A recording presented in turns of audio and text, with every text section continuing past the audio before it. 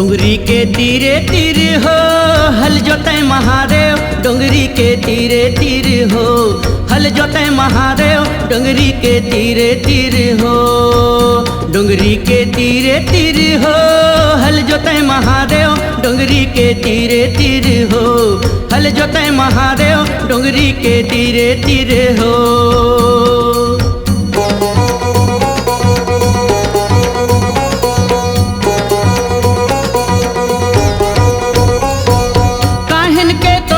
बने हैं काहिन के सुमेला, काहिन के तोर नहन बने हैं काहिन के सुमेला, काहिन के सुमेला महामय काहिन के सुमेला, काहिन के तोर नहन बने हैं काहिन के सुमेला, काहिन के तोर नागर पाटी हो, काहिन के तोर नागर पाटी, काहिन के तू तारी हल जोते महादेव, डोंगरी के तीरे तीरे हो हल जोते महादेव, डोंगरी के तीरे तीरे हो।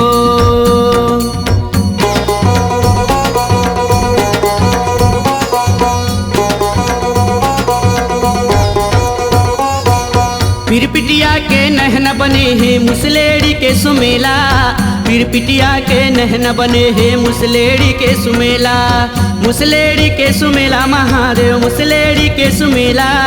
पिरपिटिया के नहन बने हैं मुसलेड़ी के सुमेला। अजगर सांप की नांगर पाटी हो, अजगर सांप के नांगर पाटी, बिच्छी के तू तारी हल जोते महादेव, डोंगरी के तीरे तीरे हो हल जोते महादेव, डोंगरी के तीरे तीरे हो। डोंगरी के तीरे तीरे हो